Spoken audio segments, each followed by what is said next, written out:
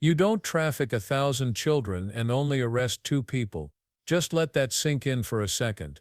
Does anyone really believe Jeffrey Epstein and Ghislaine Maxwell were the only ones behind one of the most disturbing criminal networks in modern history? Congresswoman Madeleine stood on the House floor and said what millions of people have been thinking for years: enough is enough. It's time to follow the money, because the truth isn't hiding in some secret island anymore. It's hiding in the financial records that powerful people still don't want us to see. When Dean said those words, the entire room went silent. Not because they didn't understand, but because everyone in that chamber knew what she was really saying. The money trail is where the ghosts of this case live. I thank the gentlewoman for yielding. I thank you for your comments. I associate myself with your comments. And to the gentlewomen from Florida, thank you for your work on this for years. And thank you for just correcting a piece of the record. There's so much more to it than that. Mr. Chairman, I understand that you are upset that this lays upon our table. I wish it didn't. I wish people long ago. I would ask you to allow me to complete my statement. I think the gentlewoman a moment ago spoke to that nonsense. This lays at our table now. The victims were here today. I wish they didn't have to be here. But for you to suggest that we were somehow using them, these women came forward. Some have come forward in the past, some with the courage and the pain on their faces. It's so disrespectful that someone would say, well, doggone it, you didn't deal with it. People have tried to deal with it for a long time. I wish the Department of Justice had dealt with it. I wish Florida had dealt with it. I wish he had not been given that sweetheart deal. And I wish that the names had not been covered up of who participated. Remember, the Attorney General, she had the list on her desk, and then it evaporated. It is known who is in that list. This Department of Justice knows who's in that list. Mr. Trump knows a lot about what happened in this. Somebody's trying to cover it up.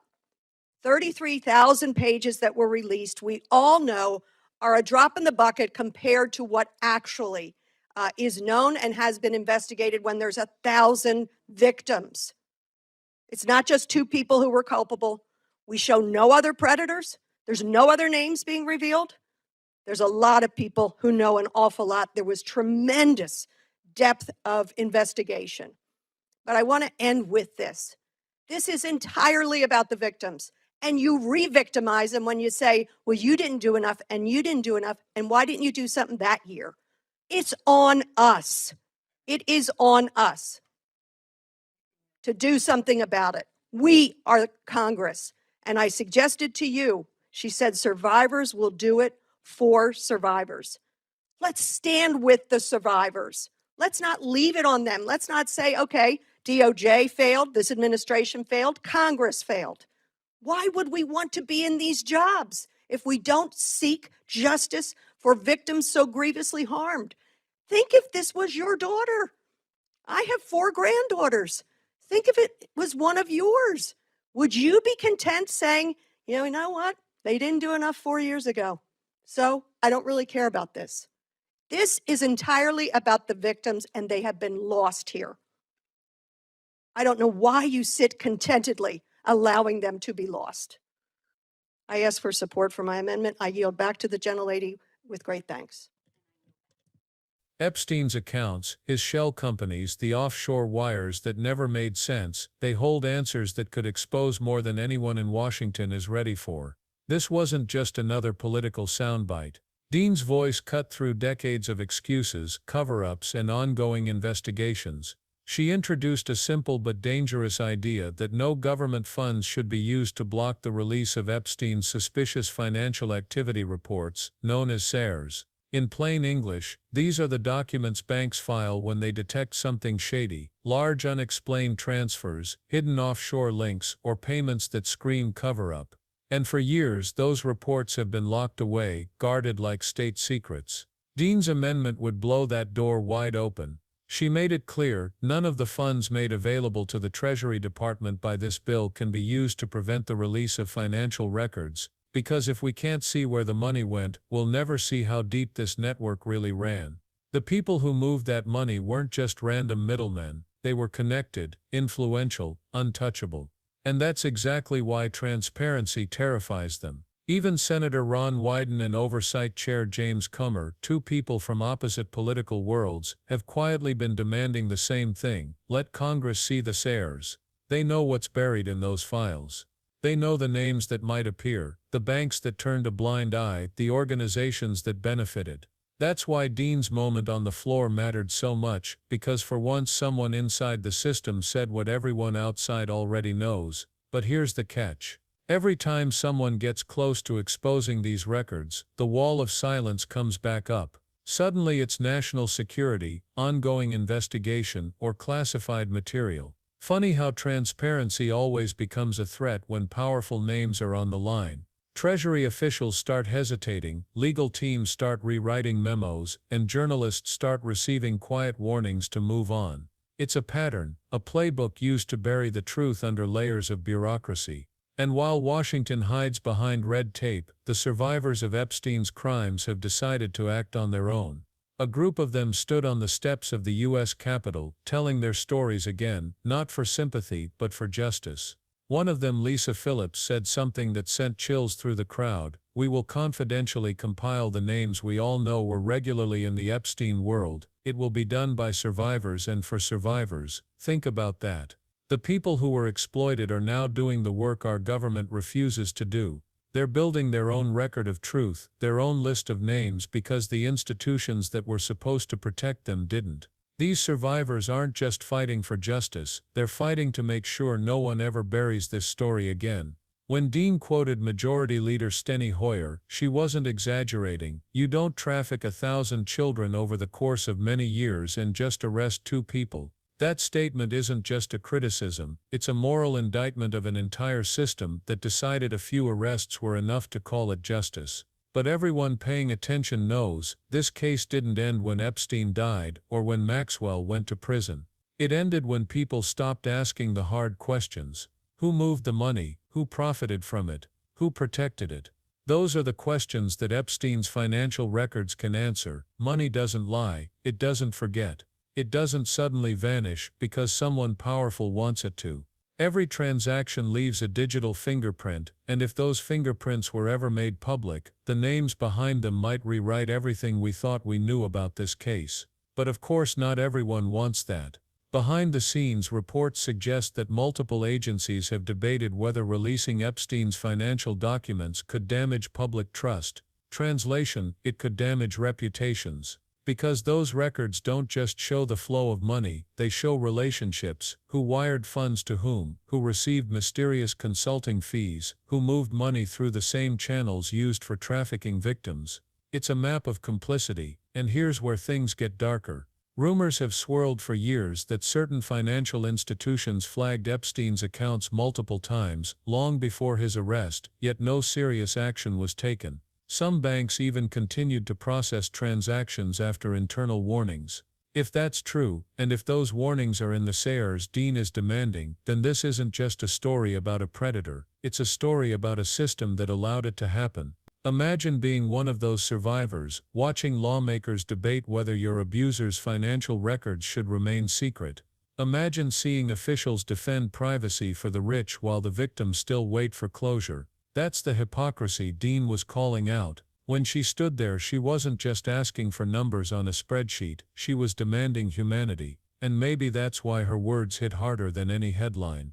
Because deep down, everyone knows this story doesn't add up. You don't build a global trafficking network with 2 people. You don't keep jets flying, mansions staffed, and private islands running without a supply chain, financial and human.